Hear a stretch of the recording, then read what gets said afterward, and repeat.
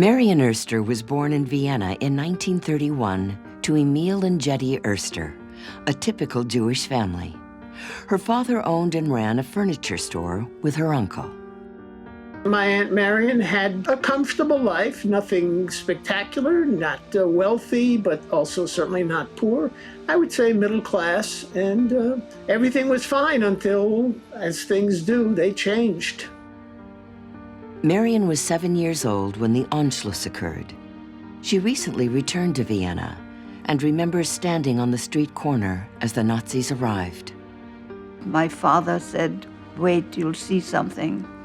And that's when the Germans marched in, bedraggled soldiers, nothing beautiful to look at. My father was a symbol of strength, and here he was crumbling, here he was so angry and so fearful. We were shifted into a specifically Jewish school. It was one of the first acts of inequality, of feeling not as good as anybody else. My father was in trouble because he was not only Jewish, he was a social democrat and very active in the party. And my father was allowed to leave the prison on condition that he leave Vienna within 48 hours, which he did, and left for Belgium with my older sister. My grandfather was inclined to do what I think a lot of Jews did at the time and assume that this nightmarish situation wasn't going to continue. People will come to their senses and things will go back to normal. My grandmother never believed that for a second. I think they just said, this is a fact and this is what we're facing. And we have to stick together and overcome. Marion, her mother, and her sister Annie fled by train across Europe to reach her father in Belgium. My mother and I took a train, stopped in Munich. It happened to be the Kristallnacht, and we saw how people were being pushed and shoved and mishandled.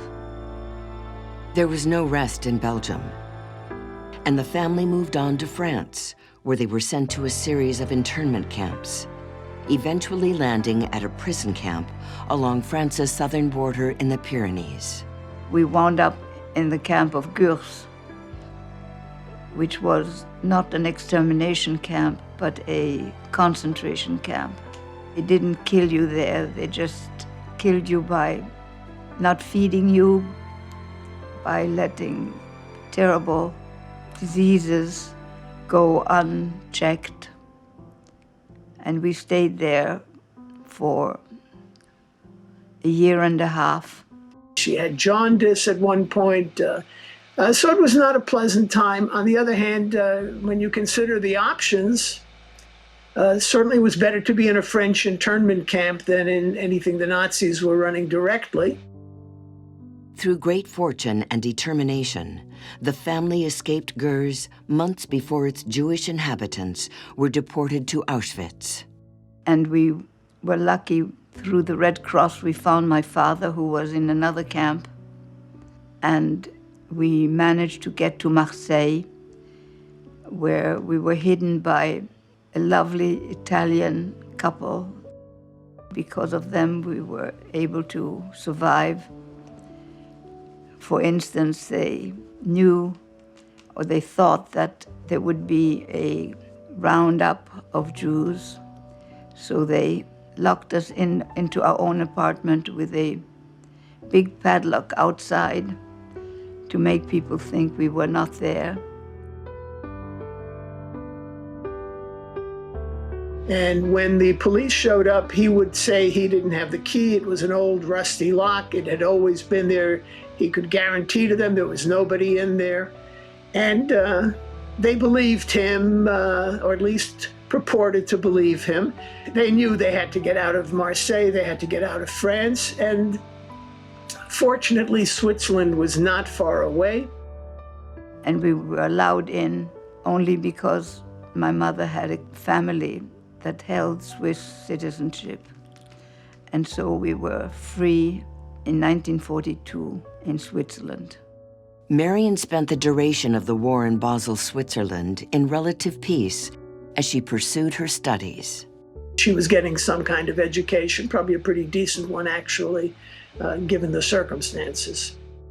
After the war, the family set its sights on the United States, a place Marion knew only from the movies. I was an avid consumer of American movies. Shirley Temple, Cary Grant, Bette Davis. I saw every movie she made, and that's how I began to learn English. In New York City, Marion began a new life. But her childhood left an indelible mark on her, for better and for worse. I have a feeling I'm always in transit. Nothing is forever, nothing is going to last. And I think part of it has to do with the fact that at 7, I had to leave Vienna. It was all disrupted. I had to be on my own. Maybe it made me a little tough. Or very tough, I don't know. I think that she decided that she would do whatever she could to make the world a better place, and she wants to be able to have a voice for as long as she can and be able to do whatever she can to change the world and make it a better place.